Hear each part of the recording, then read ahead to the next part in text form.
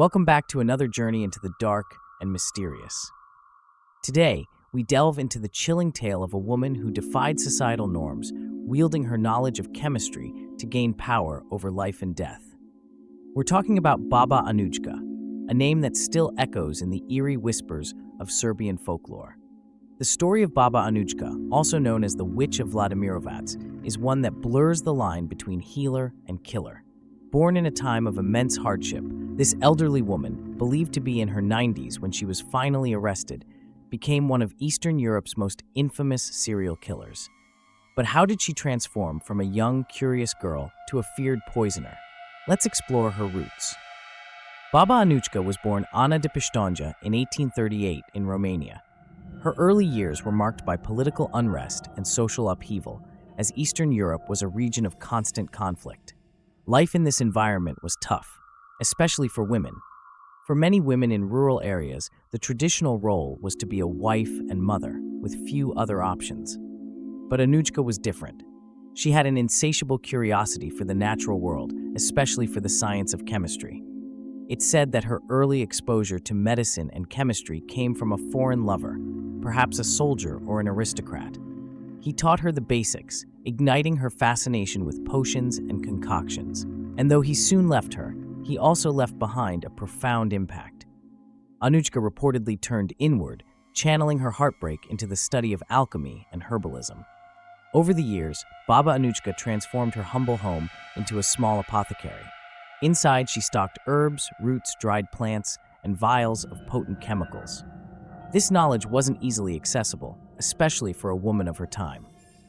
Her workshop was filled with plants that were known to be both medicinal and toxic. Each plant had a purpose, a history, and it seemed Baba Anujka knew every detail. She also attracted local attention. In the village of Vladimirovac, people began to talk about her as the woman who could heal the sick and cure the cursed. Over time, she became known not only as a healer, but as someone with otherworldly powers.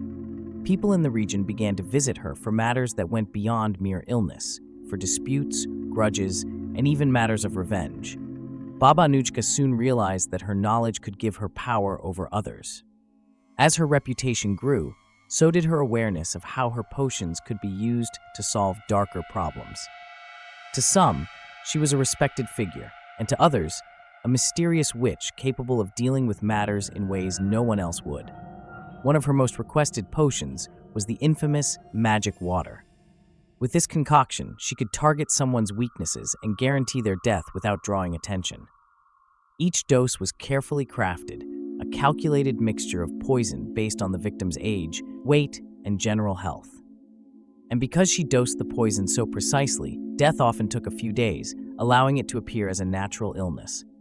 This fine-tuning of death was her signature, a skill that required intelligence and a cold disregard for human life.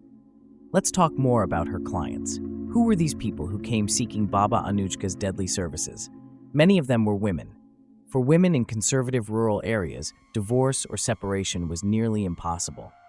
But Baba Anujka offered an alternative, a chance to rid themselves of abusive husbands or controlling family members. There was also the promise of inheritance. In a society where wealth was often passed down through male family members, women or young men seeking a share could turn to Baba Anujka to remove obstacles. Thus, her potions were seen not just as tools for murder, but as instruments for achieving social and economic freedom, albeit through chilling means. One case involved a woman who sought Anujka's help to poison her brother-in-law. Another involved a young man looking to rid himself of an elderly relative to secure an inheritance. Baba Anujka catered to them all. To her, every transaction was business, no morality, no empathy, only a trade of life for money. It's fascinating to consider the way her community viewed her. In Vladimirovac, superstitions ran deep. People believed in curses, spirits, and the power of the supernatural. In a way, Baba Anujka harnessed these beliefs to create an aura of invincibility.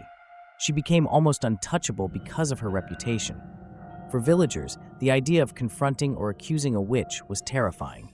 In the eyes of her clients, she was a necessary evil, someone they needed to achieve their goals.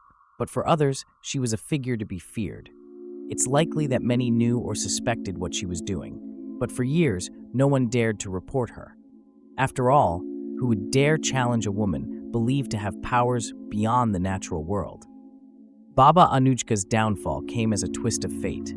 In 1928, a woman named Stana Momarov approached her to help rid herself of her husband.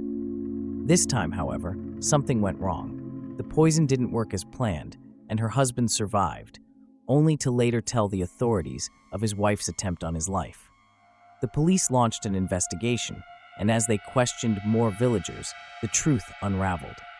The authorities arrested Baba Anujka in 1928, along with several of her clients, charging her with multiple murders. For the first time in her life, her actions were exposed. Her carefully guarded reputation as a healer was shattered. The trial in 1929 was one of the most sensational cases in Serbia. An elderly woman, nearly 90 years old, faced a courtroom full of people, reporters, and curious onlookers. Many couldn't believe that such a small, frail woman was capable of so much death. During the trial, her clients testified against her, detailing how she had prepared doses and instructed them on how to administer the poisons. Anujka, however, was defiant. She never admitted to any wrongdoing, claiming she was a healer, not a killer. But her actions spoke louder than her words. The evidence of her methods, the consistency in her poison dosages, and the meticulous nature of her magic water left no doubt in the minds of the jury. She was sentenced to 15 years in prison, a relatively short sentence considering her age. Perhaps the courts believed she wouldn't live to serve it out. And indeed, she didn't. After 8 years, she was released on grounds of ill health, returning to her village, where she lived out her final days. She died in 1938, taking her secrets to the grave. So, what does the legacy of Baba Anujka teach us? To some, she was a villain, a ruthless killer with no remorse. To others, she was a symbol of rebellion, a woman who found a way to survive in a world that offered her little. Her story also reflects the desperation of people trapped in unhappy marriages, facing poverty or rigid societal norms, who saw no other options than to resort to such drastic measures. Baba Anujka's life is a chilling reminder that evil can wear a familiar face, hiding behind knowledge, reputation, or even kindness. And her story begs the question, how many more figures like her exist in the dark corners of history, their deeds and lives unknown? Baba Anujka may have been one of the few caught, but her story reminds us of the hidden histories lying beneath society's surface, waiting to be uncovered.